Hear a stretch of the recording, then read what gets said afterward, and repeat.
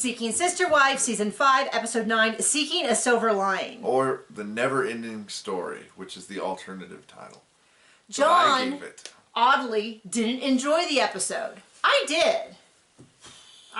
We're going to start... Oh. Never ended. It's just... Well, I'm just getting madder and madder at everyone and yelling at my screen more and more. And if you'd like to see us react to the episode, you can join our Patreon. Link below. We film ourselves, record ourselves on this computer. Well, yeah, on this computer right here, watching and reacting to the episode as we watch it while I take notes. You don't have to though. You don't want to? Don't. Some people are like, I'm not going to pay for your Patreon. I'm like, I get it. Fair. I don't pay for any other people's Patreon either. So it's all good. At the $10 and $25 levels. $10 and $25 level. If you just want to give us $5 a month, we have a $5 level. And you just give us money. And we take it. And we take it. And we're like, wow, thank you so much. We appreciate that. We pay our debts. You want to support us in other ways? I have books. I have, they're called Cozy Mystery. Cozy Mysteries involve an amateur sleuth solving a murder. And I have one in space. I have one with a mermaid who's a witch. I have one with just a witch who's a witch. I have one in an archery range. They're also Amazon, Barnes & Noble, all your favorite ebook people, through the library system, whatever. So anyway, let's go ahead and let's hop in with the Merrifields. To the never-ending story. I love that movie, and I'll tell you, I have not seen the scene where the horse dies probably since I first saw it. So anyway, I will not be watching No horse dies in this episode. No horses or dogs. No one, in fact, I think no one dies. There you go. A few brain cells died in my head. Danielle goes to Brazil. She goes to Rio. He's been gone for 6 weeks. They really zoom in on her phone to show that Garrick is her screensaver, a home screen on her, I don't know what you call it, anyway, on her phone, which is embarrassing. She also has him in her phone as like my guardian protector or something. I'm like, who just kicked off for 6 weeks. She's going down there supposedly for their wedding. She goes up there, goes to the apartment. Natalia greets her, hugs her, Garrick hugs her, and John's like, well, isn't that nice of them to pick her up from the airport? Which they didn't. Which they did not do. So he's like, are you happy? You know, they don't really seem happy. They're really concerned about their wedding. He's like, it's good to see her. I love her. We've been married 16 years. Which, of course, had me doing the math on whether the oldest child. I kind of think his whole, we've made a commitment, so now we're married in the eyes of God thing that he does to bang other women is a lifelong habit. Because I was like, because later on they say that it's been 14 years that they've been having unprotected sex and she hasn't gotten pregnant. Which is what they say, and you know people on this show are always truthful. When I was like, and they have 2 children, and so the math is maybe not mathing within a few months. Now, of course, they could actually be almost 17 years married, and she could have been 14 years from the last time she got pregnant. Okay. Anyway, but that was what stood out to me. And considering the fact that now he's like, if I give you a ring, we're now wed in the eyes of God. But he seems to be having an awful lot of divorces in that case. Because that's at least now 2 women within 2 years that he's been banging without a commitment that have since left him. A legal commitment, anyway. A ring. Or a real commitment, by the looks of it. Yeah. So, I can't even read it. So anyway, there's a heartbreaking news, which I had already said, I don't think they get married. I don't think they legally get married. And the reason I said that was just because it's really clear they don't last the season. And I think it would be, I think that if they were actually legally married, it would be far more complicated. So my guess was, especially when they started talking about we're having problems getting the paperwork, I was like, oh, this wedding is not going to happen. So the issue is the official is unwilling to give them, I guess, the marriage license, the permission to marry. I don't know how it works in Brazil. They have to go to a judge because I don't know if he Googled or if someone tipped him off or what. It's not like they're on national TV with the show. Right. On the internet. I mean, I don't know. My point being, I don't know if Googling is like a standard thing that they do. when an American comes over, or maybe even a Brazilian comes and tries to get one of these They gotta things. vet us freaks. I mean, they should. They should, based on 90 Day Fiancé franchise destroying their, Yeah. you know, anyway. And they Googled him and they're like, gosh, he's already living with a woman as a marriage. Garrick is like a little bit like, well, I don't know. People can have girlfriends and wives. And I was like, Garrick never knows anything. Well, I mean, that's true. People do get married and have affairs, but you know, I don't know. I don't know what their goal is. If their goal is to protect their citizens from being abused, which would very likely be the case. Well, but anyway, they're waiting to hear. The judge now needs to get permission, and Garrick starts crying. Starts crying because he might not get permission. His bang holiday might be over. Then there was a very awkward conversation about surprises, and I think what came up was that the baby was a surprise. And then Nathalia's like, well, were you having something, her wording was something along the lines of, were you having unprotected sex without a condom during your fertile times? And Danielle's like, what? Like she had just used a bunch of... The answer to that is yes. She does explain Clearly. that they have been doing that for 14 years. It would be awesome if she was having an affair, and it's an affair child. I know, but that baby looks like Garrick. That's unfortunate. But so many levels. I know. Don't worry, the baby already has more intelligence behind its eyeballs than Garrick has ever demonstrated in any episode. The last carrot I ate did too. just to be clear. They have matching ears. The baby and her, and him. So she's kind of like, so I guess there's all this tension that Danielle got pregnant and that she might be trying to save her marriage. And it's kind of like, I had said something similar. I thought that maybe she had done this on purpose to try to keep Garrick in. Some people got upset with that wording because they felt like Garrick's an adult, he knows what's happening. Absolutely. I don't think those are, it's more of like, I don't know why you would try to save this guy. In one sense, he knows what's happening. In another sense, he thinks God's blowing up him. And telling him to have 5 wives. And that Nathalia is the one. Well, I would definitely say he doesn't live in the full reality as you and I might. He seems to really think that God's yeses just means that he wants it, and God's no's would have to be like a lightning bolt to the face. Because he's always like, well, God told me that Nathalia is the one. Well, clearly she's not, because they're not still together. You know, biblically, we have rules about prophets who say that God said something and it doesn't come true. It involves exile and being kicked out of the church. Oh, I'm pretty sure it involves, well, the Old Testament stuff, stones until death. Right. Stones to the face until no longer a face. Yeah. Not to be, that's a terrible way to die, but... And then also my thought is, well, Nathalia doesn't have any right to be all huffy about this, because that's supposed to be his wife. According to their setup, She's it's going to supposed be to be your basement wife. wife if she got her way. Well, it's still one of those things where you kind of go, well, I don't know why Nathalia thinks that she gets to be all huffy that Danielle went and got pregnant. I'm sorry, this is not, you know what I mean, like...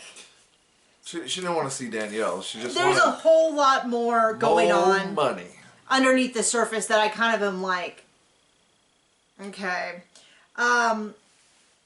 So they say they've not used condom for 14 years and she's not gotten pregnant till now. But she seems really, really defensive about it in a way that makes me think... She's guilty of something. Like baby trapping. I will say the timing is incredibly suspicious. Suspect. So it's kind of like, you're really telling me this came out of nowhere? Now the thing is, Danielle and Garrick are still together in real life right now. Girl, you won the prize. I don't know that it was what you wanted. Or should have had, or is the best thing for your family, but whatever. So they seem really mad. And it didn't occur to me that she would be mad about it, because she supposedly is going to come join their family and have babies and stuff. And so it's a little, I think she just wants money, like any well, what it feels like is other normal person. They're all playing this script with these crazy of people. like, we're going to be a family. But they all know deep down that the wives are trying to edge out the others. Right? Sorry. Trying to push out the others. Stop it, John. It's not that funny. You're being gross. It's pretty funny. So Danielle is saying Natalia is mad I got pregnant and I'm trying to save my relationship. I'm like, well, everybody else thinks that too. But I also kind of feel like, and what if she is? Yeah. I don't think it's a good idea because I don't think you should save Garrick, but they act like it's so out of control that an existing wife would try to do something to repair their relationship when her husband has picked up and left her for 6 weeks to go to Brazil. Oh no! Oh, how dare she? I'm supposed to steal him away. How dare you do that? Right. You know what I mean? So anyway, I guess Danielle, and I'm surprised Garrick even stepped away because apparently Danielle and Garrick were outside working out. Which surprised me that he even left Natalia's side. I mean, if he's not getting his cookie, then it kind of, what's the point of being around her? It kind of seems like he's less into her than he was before. I'm not saying he's over her. I'm just saying before he was like, Danielle, get out of my sight so I can bang this woman. He's now been banging her for 6 weeks. I think maybe he's a little bit like, well, you know, maybe I'll get a little something fresh. Natalia puts Garrick and Danielle in the main bedroom. They're going to stay together, which I don't think she was prepared for. And then while they're outside working out, she gets a phone call. The judge said no. Essentially, the judge was kind of like, no, you're clearly trying to pull one over and already have a wife and are trying to have a second one. And he's very much like, well, I thought because we weren't legally married. And I'm like, okay, Captain Loophole.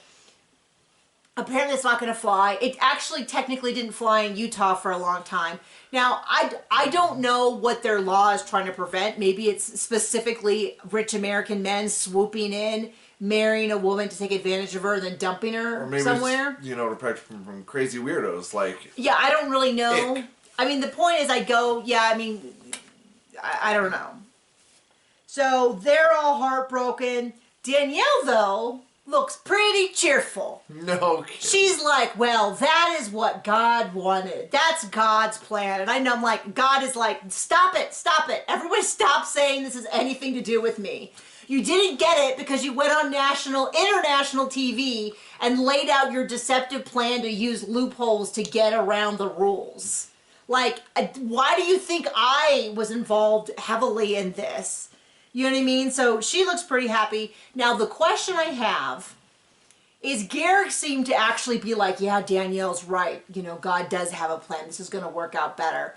Does he have some sort of, like, I kind of am assuming that he did a lot of this God stuff with half a brain towards manipulation. This is getting me to where I want. But based on that conversation, it wouldn't surprise me if he actually kind of buys into it. He's certainly dumb enough not to question stuff. He definitely seems to, they have this long history of invoking God's name because apparently that's how he was dating one of Danielle's friends and she went to him, or God told him that God had told her something, and so he went to her and she's like, God told me we're supposed to be together, and then they were together. Like, it seems like this is a long-standing practice they have to invoke God's name and then just go with it. Do whatever they want, yeah. There are a lot of people like that. A little religious psychosis, so to speak. I don't know. But my point being, maybe he buys into this and really does think that God is telling him these things. It doesn't excuse him. It just, it's even stupider than if he was doing it on purpose to manipulate. Because you'd go, oh, you mean someone's lying to get their own way? Haven't heard that before. Right. Like, that's understandable. But, clearly he's doing it for selfish means. 100%. But I think maybe he might have convinced himself. I don't know. Convinced himself that somehow this is God. I don't know. Crazy pants.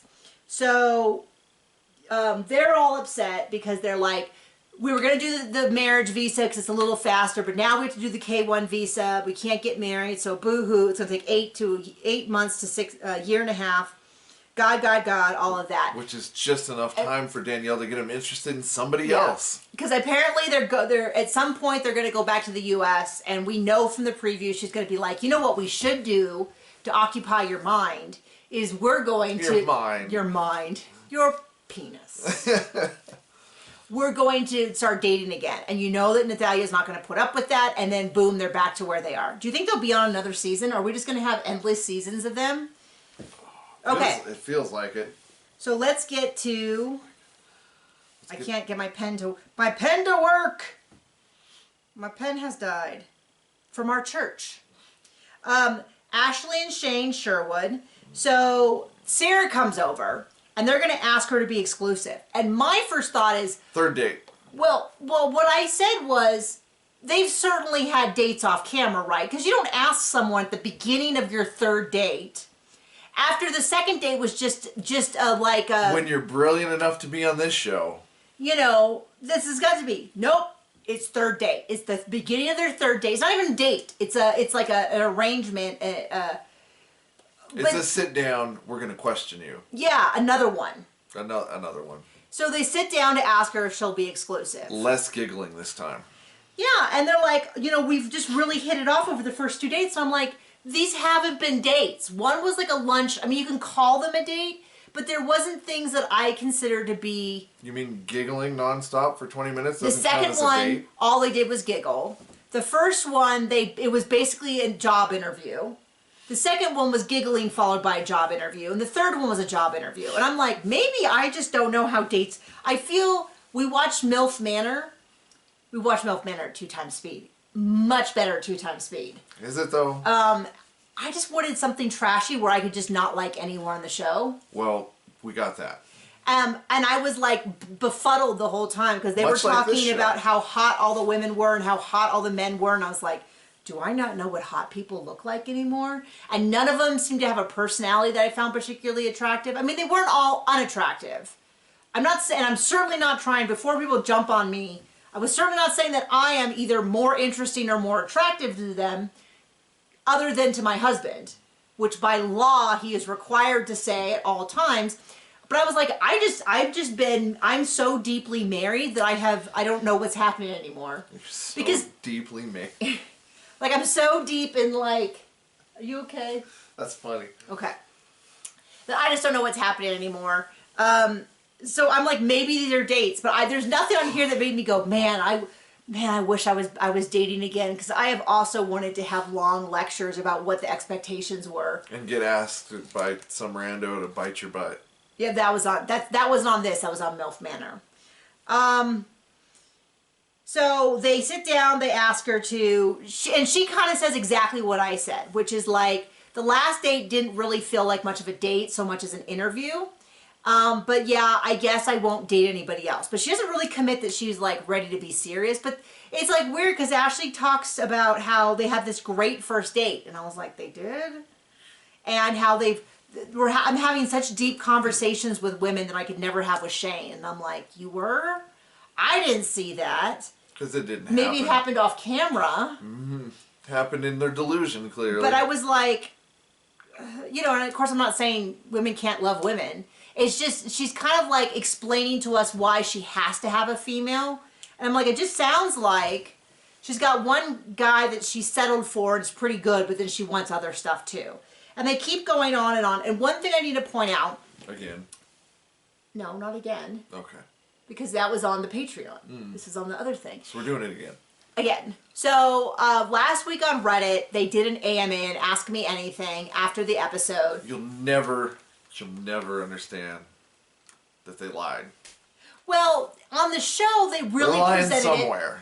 Well, they're definitely not being 100% honest, or it's being edited out. Because on the show, they imply heavily one that he's dying, which I was confused with because he was saying he was cancer-free, and then he was saying he was dying, and I just didn't understand the difference. I had a few people comment that I was being really insensitive, and I'm like, I'm being insensitive?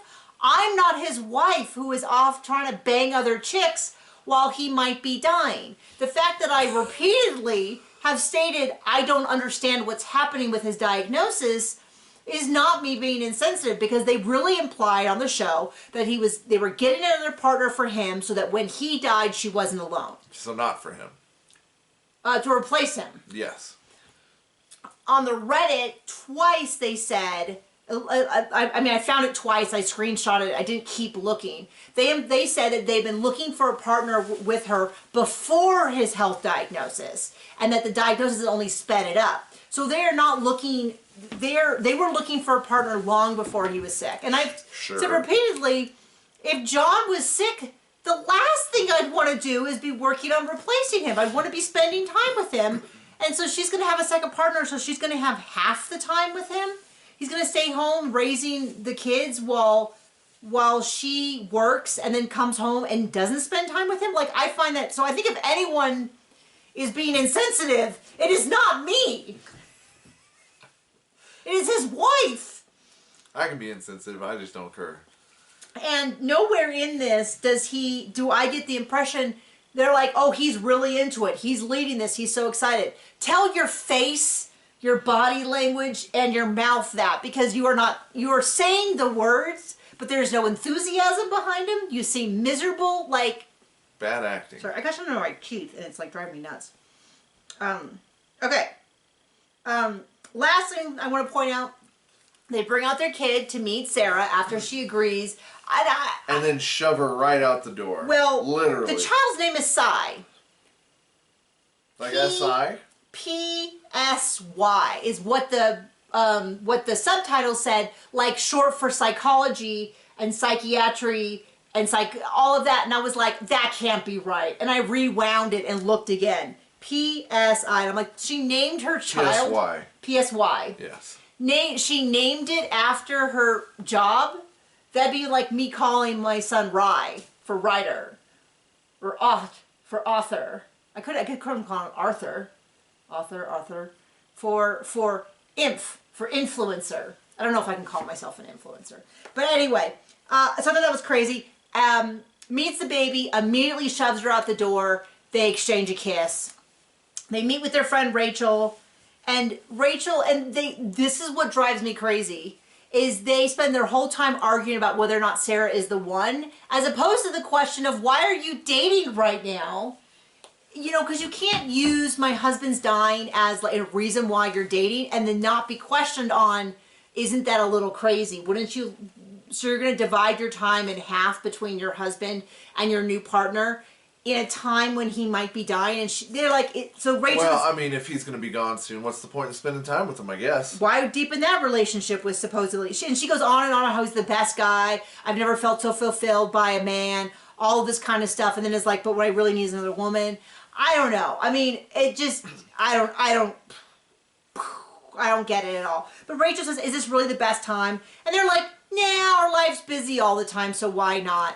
And I just don't get it, and I'm kind of annoyed that everybody keeps being like, well, I don't know if Sarah sounds like the one. And I'm like, I don't know. Maybe the issue is not Sarah or Grace. Maybe it's Ashley. Maybe Ashley, I just don't, I'm going to give her... That is too straight to the point for this show. I'm going to give her just as hard of a time as I give Garrick when he's being a jerk, or Nick when he's being a jerk, or anyone else. Speaking of people that I'm not really impressed with, the Salahuddins, they meet up with their friend whose name I cannot, it's something with an M. I did not catch the friend's name. And Shamir. They are a polyamorous Muslim couple. They are currently seeking. I fully admit, I was very confused because I thought that at one point he said the first wife divorced him. But then they made a comment, I don't know whether he lost his first wife and then got Shamir, and then they got a second wife that also left, or whether I got that story backwards, and I swear I listened and I couldn't follow. So if you figured out if she was the second wife or the first wife, because this show's not so much about the story as it is the really confusing timeline. Well, because then I thought, she's like, well, I didn't go when he married her. I didn't get her name. I went to work and then had a breakdown, and then she called me from the honeymoon. So I was like, oh, so he knew both of them, and she was supposed to be the second wife, but he married the first wife first, and then I still don't know. There was at some point another wife, and the other wife left, and I haven't figured if it's multiple different wives that have left or what. They've been married for 5 years, so they've got a lot of stuff. They're talking to someone currently. They tell us once again, it's not about sex, it's about community. And I was like, join a book club. My sister was just saying that she wishes she had more like community in her life, so she's going to join like some sort of craft co-op that says... You mean she's not going to be a polygamist? I know, oddly enough, she's just going to make more friends. They're like... But you can't be as good of friends if you're not banging the husband, right? I guess not. That's what they keep telling us. They keep telling us over and over again that the only close relationships you can have are sister wives, not literal sisters. I'm gonna say maybe that's just because nobody else can stand you. I mean, maybe it was a case where they would like live out on a ranch in the middle of nowhere and they would have no one else other than their husband. I guess maybe. It just seems like They could have a romantic 3-person outhouse side by each. 3 little holes. Gross. So they talk about it. Shamir's mother hates it.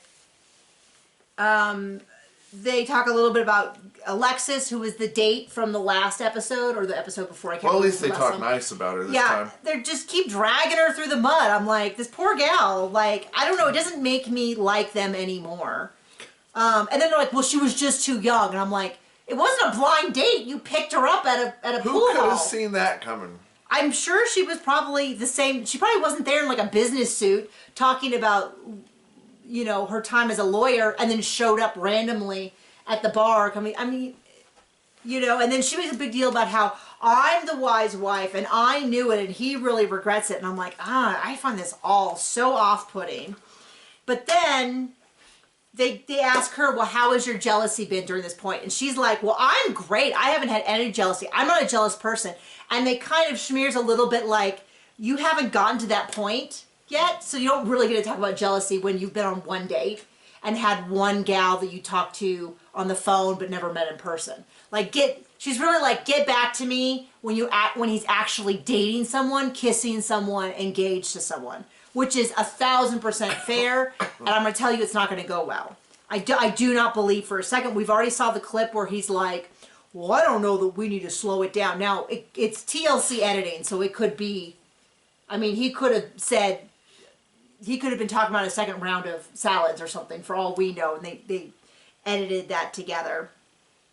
I can't read that. She calls from Buenos. Honeymoon. Oh, thank you. My goodness, don't pay attention. Yeah, so we get all that. They're going to keep going. Boring, boring, boring. There's a reason why this is one of the couples that we don't see as often as the others. Okay, the Davis family. Finally, someone I like. Billy. Okay. April's brother. Sits down with her. It's her little brother. Now, what's funny is I've had multiple people reach out to me on TikTok, comment on my stuff, but kind of behind the scenes stuff. Now, who knows who this could be? They could be lying for clout. They could be just Can't lie messing on with the me. internet. I know. So I've had one who claimed that April broke her brother's heart and ruined their family. It could be April has like a 17 or 18-year-old. I think they're out of the house now, but there's that. I had somebody else who said that they knew April working about 1 billion years ago and remembered when April initially hooked up with Nick, and Nick initially had already had a partner. And then I guess that partner left and April became head wife or first wife or whatever, and so on and so forth. So Billy sits down, he's going to move to Florida, and he thinks this whole thing is dumb. He thinks that Nick is taking advantage of you guys, that he has got this sweet setup where he can bang whoever he wants. He doesn't have to work. And she's like, well, we're just having a non-conventional where he's a stay-at-home parent. And then he says exactly what I yelled at my screen, which is, but before Vera was born, what did he do? And he goes, don't tell me about your son. I can't remember what the name was. He was 17. He wasn't being watched. She doesn't answer that question. She immediately pivots into something else about how this is what Danielle wants. And he's like, don't you think maybe she's just telling you what you want to hear? And she's like, no. He's got more sense than all the people on this show combined. And also, he's saying exactly what every single person is saying. That this is like this kind Including, is it Danielle? What's her name? The newest one Yeah. is Danielle, yes. Including her. Yeah, so he's like, don't you think he's just got this system where he just stays at home and does nothing? And he says, what did he do before Vera was born? And I'll point out that so somebody else was like, well, he's a stay-at-home. How dare you undermine stay-at-home wives who do so much? We saw it last season where the wives came home from working a full day and then cooked a meal for him and put it on the table while he sat there and talked. So don't tell me they have this, like they've swapped roles, because as near as I can tell, the wives still did everything. We saw the wives in the last episode, or several episodes ago, doing all the laundry and folding their laundry. Yep. I'm not saying there's a problem with you folding your own laundry, but you can't claim like he's a stay-at-home parent who does all the stay-at-home stuff and the women just work out of the house, when it appears that they work out of the house and take care of the home. And now he's taking care of the baby, but you know, no one's really dug too deep on that about how that's all working out, because he was like, I wear a suit every day, and a lot of people were like, I call BS on that. You're telling me that you took care of a baby all day in a full... Well, apparently what he doesn't do is his lawn. His lawn. People were really mad about the lawn. I didn't even notice it. I didn't either. But people were like, oh, so when he's at home, he's not taking care of that lawn? You know, he's not really doing much. But I highly, highly suspect, based on their dynamics... He's got to save his energy for Well, everybody else's libido, yeah. Yeah, I mean, that's the whole thing. They keep telling us over and over and over again how, don't worry, he services all the women. And over again, I'm just like, I don't care. Like, there's a lot of things I would want in a partner, and we're fine. Don't worry, I'm not projecting anything. But it's just sort of like him going on and on about how he services all the women was not my biggest concern. I was more of like, what do you bring to this, buddy? And if it's just sex, like, no.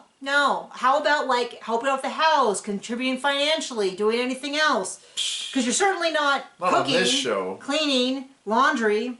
Anyway, Billy has no patience for any of this. He's just like, no, I don't think it's good for you. I think you're being taken advantage of. I think everybody thinks you're being taken advantage of. And don't you think you're moving too fast? And she's like, well, I thought we were moving too fast with Danielle. I will point out that Jennifer had been in the family for 6 years at that point. I don't think it's a good comparison at all. Also, at that point, Jennifer and April were on board. I don't know how willingly, but he's like, I just think you're making a big mess. I think you're pushing Danielle when she's not comfortable. And people are saying stuff like, well, she should be saying to their face what she's saying in interviews, but she did. They manipulate her hard, so... Well, but she did say this. And it doesn't matter. She said it to their face repeatedly, multiple times, and in group interviews. Which if they want to be in this family, this is how it's going to go. Yeah. And she's just kind of like, well, we might lose Danielle, only time will tell. And I'm like, wow. And I don't know, it's kind of one of those things where it's like, when we're trying to agree to something, I can tell when you're genuinely on board and when you aren't. And I care when you're not. Because we like each other. I know, it's just one of those things where like saying like, oh, well, he said it, so that's all there is to it. I go, yeah, but I want my partner, like when we're picking out food places. Sometimes I can tell that he's agreed to something. Mongolian barbecue usually. That I don't know why he eats Mongolian barbecue. You pick it out yourself. You don't like it, don't put it in. But anyway, and he doesn't like it. And so sometimes we'll do it because it's like my thing. Like it's a celebration for me. But sometimes I just go, oh, he's not into it? Okay, well, we did have it semi recently. Let's do something we're both more excited about. And then we compromise. But sometimes if I really need it, I've had a really rough day and I can tell he's not into it, I'll just say, I know you're not into it, but I really like it. It would really cheer me up. We do things for each other, yeah. Odd. It's so odd. And I believe most married couples that are healthy are kind of like us and care about things like they're not actually on board with this. Yeah. Right? Oh. I don't know. Anyway, so that is the episode. Thank you so much for joining us, and we will see you around. Bye. I love you.